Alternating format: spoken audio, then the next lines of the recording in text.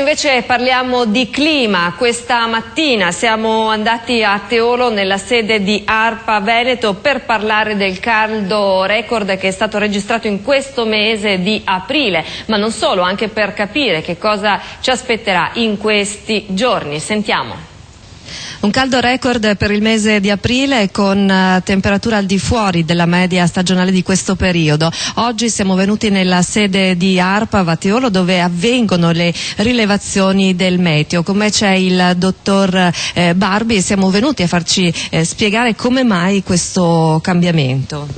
Sì, c'è stato un caldo davvero anomalo, sono stati battuti tutti i record precedenti per questa prima decade di aprile. C'è stata una persistenza di un campo di alta pressione con masse d'aria di origine nordafricana che sono rimaste sul nord Italia e su gran parte dell'Europa centro-occidentale per più giorni e hanno portato temperature estive per gran parte di questi primi 10 giorni di aprile. Le massime, dottore, sono arrivate fino a che grado? Ma in pianura abbiamo raggiunto sabato il picco massimo di questa ondata di caldo con temperature di 30-32 gradi su gran parte della pianura, con picchi anche massimi di 33-34 gradi in alcune località. Ecco, possiamo dire che queste temperature non si registravano da quanto tempo? Ma non sono mai state registrate in realtà in questa prima decade di aprile temperature massime così persistenti sopra i 20-25 gradi per più giorni.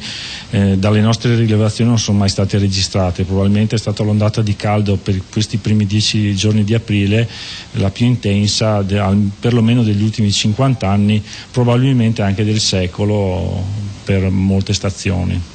Ecco, questo caldo era stato annunciato, voi eravate riusciti comunque con questo genere di apparecchiature di tecnologie a rilevarlo in anticipo e quindi dare comunicazione ai cittadini. Con quanto tempo voi riuscite d'anticipo a dare le notizie e a fare le rilevazioni? Le nostre previsioni sono delle previsioni a breve e medio termine, ossia sono delle previsioni che hanno una validità di 3-5 giorni. Il nostro bollettino, il Meteo Veneto, viene pubblicato ogni giorno sul sito internet dell'agenzia e ha una validità di 3 giorni. Comunque i nostri modelli, le nostre previsioni possono arrivare con una buona attendibilità fino a 4-5 giorni.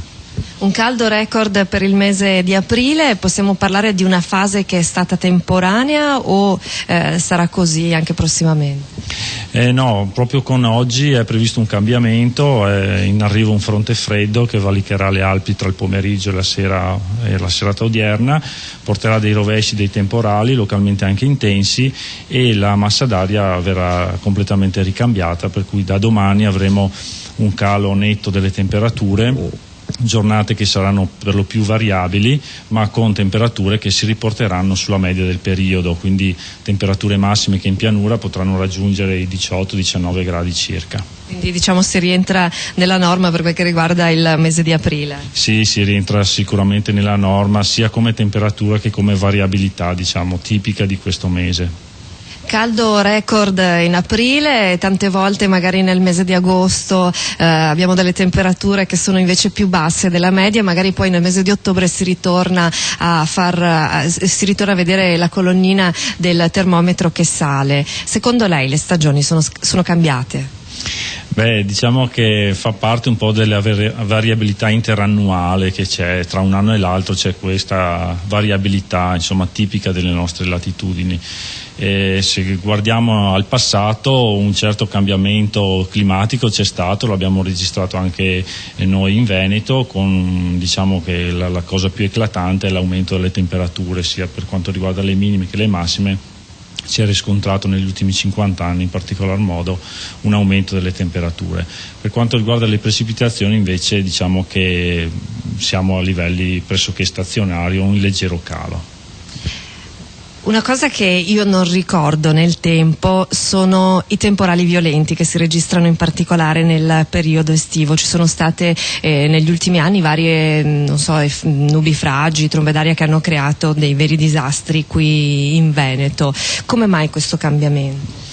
Beh, ci sono due fattori da considerare, sia il carattere proprio prettamente meteorologico, quindi instabilità atmosferica, che effettivamente, secondo anche alcune nostre analisi sui dati soprattutto delle precipitazioni intense, sembrerebbe ci sia appunto un trend in aumento di precipitazioni più concentrate, diciamo, quindi più intense.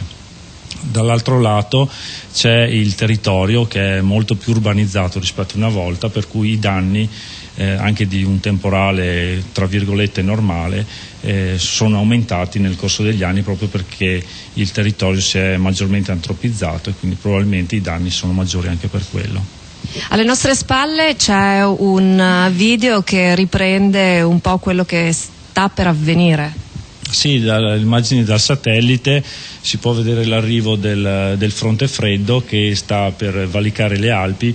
Nelle ultime immagini, ecco, che adesso si vedono, attualmente sulla Svizzera, Austria, e sta per valicare le Alpi. Probabilmente appunto nel corso del pomeriggio aumenterà la nuvolosità a partire dalle zone montane e poi si estenderà verso la pianura verso sera.